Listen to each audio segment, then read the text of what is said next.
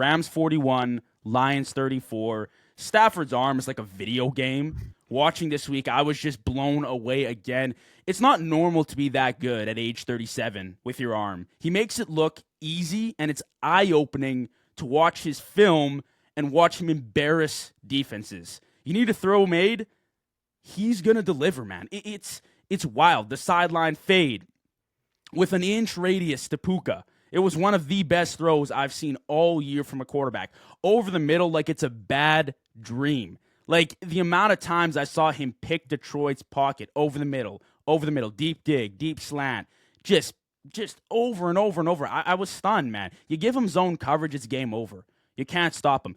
If you let him heat up in the playoffs, I don't think there's a secondary that can stop him, to be honest with you. And there are some good defenses in the NFL, but geez, you're going to need to throw him off his game. Like, that's how you're going to get a W against this team. Otherwise, you're going to get terrorized. Yeah, dude, I really liked what I saw from the Rams yesterday. When this offense is clicking, there's just talent all over the place.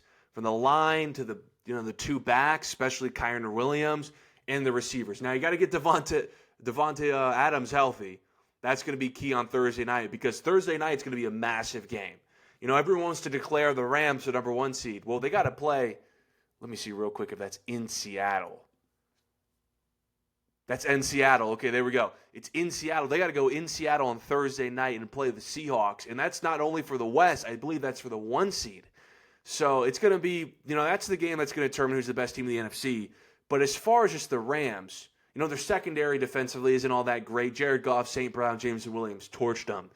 But this offense, Stafford, McVay, Puka, Devontae Adams, Kyren, I would put a lot of money on that unit just going all the way through the NFC.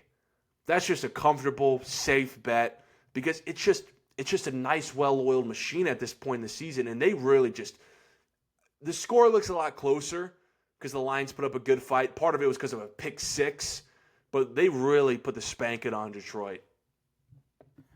Well, you know what? And here's the thing with the Lions. I watched the game. People can blame the officiating as per usual. People can blame the defense. People tend to blame Jared Goff a lot. I just thought it was a game between two really good teams, two high-powered offenses, and the better team that day won. Stafford won. Like, he was just a little bit better than Jared Goff, I thought. But Jared Goff played a good game. Like, it's not always a blame game when you lose these highly competitive playoff atmosphere games. Like, you're going to lose some, you're going to win some. It is what it is. And the Rams just came out the victors. The thing with the Lions, they're not sitting in a good place. Like, this was what felt like a must-win. Now it's must-win-out territory for them, because the NFC playoff picture is so dominant with teams at like 10-4 in the wild card. Like, it's pretty tough to crack the playoffs. But then you look at the history with the Lions these past few years, they had their opportunities, and at the end of the day, the Lions missed their window. They had the shot in 2023. It was theirs for the taking. You're never guaranteed the playoffs. You're never guaranteed a healthy roster. And that's exactly why when you can do it, Steve, you got to do it. You got to take over. You got to capitalize. You had a lead in 2023 at halftime against the Niners, and you blew it. And that was the opportunity. The next year, you suffered with injuries. This year, same story. Defense looks depleted. You're missing Laporta. They're still a really good team. They still have the talent that will carry them to successful seasons, especially offensively. But the NFC isn't theirs anymore. They no longer have control of the NFC. These time periods, they don't come around for too long. It's not like the Chiefs. Like, that's 1 in a million. They dominated the AFC for almost a decade. Lions got a few years, and like, they had their opportunity, but now it's hard to see otherwise. With the Packers coming back next year healthy, because I don't know if they can do it now with all the injuries. The Rams still at peak form. As long as Stafford's there, it's going to be tough to climb your way back in, and then guys are going to need contracts. Like, they still got star players playing on rookie deals. Yeah, dude, I thought you hit it right on the head. I am a firm believer that fans, organizations, they just never understand or never know how they overestimate how big their window is. Now, what I really liked about Dan Campbell's after that NFC Championship game, he said this might be our only shot. And a lot of people are like, oh my God, that might be too brutally honest. I loved it because no matter how talented your team is, no matter how ahead of the rebuild or retool you are, that year that you really just come out firing on all cylinders, that might have been your best chance. Now, you're always going to have a chance. You're always going to be knocking on the door, but you just get further and further away from the door.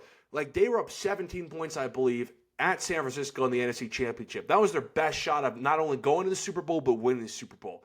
Then the following year, yeah, they were kind of piecing it together on the defensive end. They were starting you and me out there, but they were the 1 seed hosting home playoff game against a rookie quarterback. You keep missing those chances, because then you're going to have to start paying guys. Then you lose your 2 coordinators. I thought at the beginning of the season they were going to be fine. Dude, how massive has losing Aaron Glenn and Ben Johnson been? They're still a very talented team that's capable of putting 34 points on the Rams. They still have St. Brown. They lost Laporta, but Gibbs, Montgomery, Jared Goff, they're still a talented team. But they don't feel as sound. Because remember those last 2 years when they were in the NFC Championship game, then they were the 1 seed. Dude, they were blowing every team out every Sunday. And it was like, this is the best team in the league. They're just a well-oiled machine, rattling off 10 to 20-point wins. They're putting up 1 billion points a game. Defensively, they're fine. Something's off. You see the talent output is still there, but as far as like getting the wins and finishing the games off, they're not as strong as they used to be. And it's like you said, you just never know when your window is.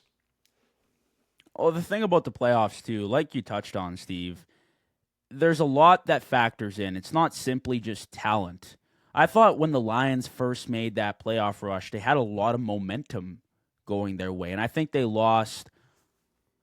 Who did they lose to year one? I'm drawing a blank right now. But they had opportunities where it felt like not only Detroit was behind them, but the entire league. Like last year, I thought a lot of people were on the backs of Washington. Like they were on that train and like, hey, rookie year, Jaden Daniels, we want to see them win. Now there's a drop-off this year. Momentum's a real thing.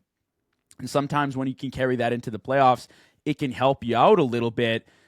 Now it's like, can you do it consistently? And I know it's been a tough season, and the NFC is an incredibly difficult conference to break through right now because of teams like the Niners who have dealt with a really easy strength of schedule, but who also have a really good team right now. You're going to have to win some good matchups in division, and look at your division right now. Like, I know the Vikings have been a pretty much easy pass this season, but even they look pretty good Vikings these past beat 'em, by few the way. weeks. And the Vikings beat them, exactly. And then it's Packers, and then it's Bears. Both those teams are 10, 11-win teams right now.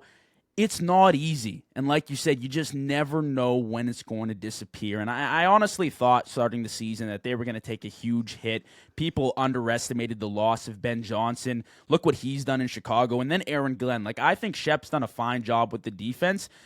They're bruised on the defensive side of the ball. The secondary is just wiped clean, and they had injuries in game too.